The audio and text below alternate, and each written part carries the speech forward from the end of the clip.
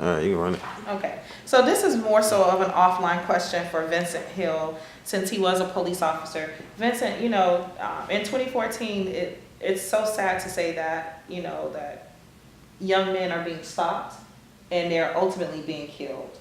So what sort of suggestion as a police officer can you give to young men? I wouldn't even say young men of color, but just young men, period. Right. What kind of suggestion can you give to them in terms of when they get stopped by a cop? Well, you know, it's funny, you know, when I was in patrol, there was plenty of Michael Browns that I chased. You know, plenty of Tamir Rice, the 12-year-old that got shot by the officer with the fake gun. I mean, that happened to me. You know, I was within 30 seconds of taking a young life myself. But I think what people overlook sometimes, you know, we get so caught up in race, but I can tell you this is not just a black thing. Right. There was a white kid that was Michael Brown's age that got killed a week after he did. He was unarmed and shot by a white police officer. But when you look at those cases, the one thing they didn't do was comply with police. Now I know as humans we have a big problem with authority. You know? Yes. Unfortunately in the black community we have a huge problem with it. Maybe that's from upbringing all the way up. You know, maybe it's history, you know, whatever it is. But I would say as an officer, if I was to stop you, compliance will get you a long way versus you running your mouth and escalating the situation. So if I say, Terry, I need to see your license, I would expect your response to be, here's my license, officer. Or, Terry, I need you to step out of the car. Yes, sir. You know, if you feel you have a grievance afterwards, take that up with that officer's chain of command. But anytime you buck the system and try to buck authority, you're setting yourself up for failure because you won't win. Because it may start with one officer at the scene, turns to 2 officers, 3 officers. Look at Eric Garner. It started out with 2 officers. By the time it was over, it was like six or seven or 8. Right. You know, and you know, it's tragic what happened to him. And in my opinion, that was murder. And even the medical examiner said it was murder. But you have to look at what got him there. He was allegedly selling loose cigarettes on the street. He was not complying with the officer's commands. And I think had he just done that, and when they said, put your hands behind your back, the situation would have been a lot different. You know, but again, that officer was wrong, but you have to look at what led up to that situation. So I think if people practice compliance and de-escalation, then I think what's happening now won't be happening. Understood. And so with that being said, like the grand jury's part, you know, obviously a lot of the grand jury's decision lately has been siding with officers. So how do you feel about that? Can you shed a little bit more light on what is it exactly, what are the technicalities that they're looking at when they look at those cases? Well, I'll look at Michael Brown and Eric Garner. In the Michael Brown case, you have to look, a grand jury is just 12 civilians who may know about law, they may watch Law and Order and think they know about law, or they don't know about law. So when they're presented with evidence to say, hey, this young man went in this store and he assaulted the clerk and stole some cigarettes. He committed strong arm robbery.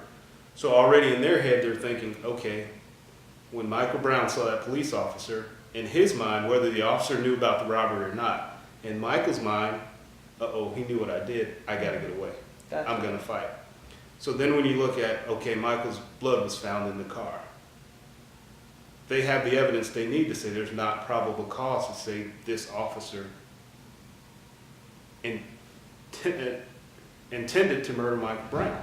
You can't say that because that entire ordeal took less than 90 seconds. Right. So, and I think a lot of times what happens, like the Trayvon Martin case, for instance, you get a prosecutor that wants to shoot for the stars, knowing he can't even jump 10 feet in the air. You know, George Zimmerman got off because they wanted first-degree murder.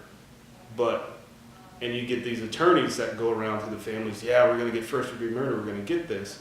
And they're giving them false hope because the law says to have first-degree murder, you have to have premeditation and malice and intent. And you can't prove that in any case. You can't prove that with Officer Ferguson. So I think if they would have said, hey, we want involuntary manslaughter, or we want second-degree murder, I think they would have had a better charge than just going for murder. And, you know, that's the problem with the grand juries. You know, you get people that don't know the law. They're just given this evidence, and they're saying, okay, what would I do in that situation? Okay, the officer said he was scared, so I would have shot him too. Now, could that officer have de-escalated once he got out of the car? Absolutely. You know, absolutely. You know, there's plenty of times I've pulled my gun on the suspect, but reholstered and used other tactics. And I was just about to mention that. There are so many other tactics other than pulling the trigger, right? Right. So, Like tasering or something right. like that. So, he didn't have any, in my head, I'm thinking, why shoot, if you're gonna shoot this kid, why shoot to kill? Well, and see, I'm glad you brought that up, because, you know, I've said this on national TV, I've said it privately. Police are trained to shoot to kill. There is no other shooting in police. I mean, when you look at a police target, it has the head and the chest, and that's it. So an officer will rely on his training every time. So when he pulls that trigger, he's gonna fire until the threat stops. And that's when people say, oh, Michael Brown was shot 7 times. You know, in my mind, being an ex-police officer, I'm like, that's 2 seconds or less. Like literally 2 seconds or less, because that's how we're trained. So, you know, a lot of people say, well, why didn't he shoot him in the leg? Why didn't he do, because they're not trained to do that, you know. So, you know, it's important that we teach our kids, hey, don't ever, ever be in that situation where you're gonna have that gun pulled on you, you know. Like the Tamir Rice, the young boy in Cleveland, the 12-year-old that got shot. Yeah, I looked at that video 100 times, and the police officer that was driving was in the wrong. And I say that because when I was in Nashville, I got one of those calls too. And I didn't know if it was a toy gun or not. I just knew it was a kid with the gun. The only difference is I parked at a distance and stood behind my car and said, drop that gun, drop that gun. But if you watch this video, that officer pulls right in front of the kid, and as soon as the passenger police officer gets out, he shoots him. Now he claims he said drop the gun 4 times, but there's no way he did that in the amount of time before he pulled the trigger. Not for a 12-year-old kid not to comply, you know? Right. You see a 12-year-old kid with a gun, my reaction would be is to yell out of your vehicle before you jump out. Well, I think their tactics were wrong, because they Right. shouldn't have parked.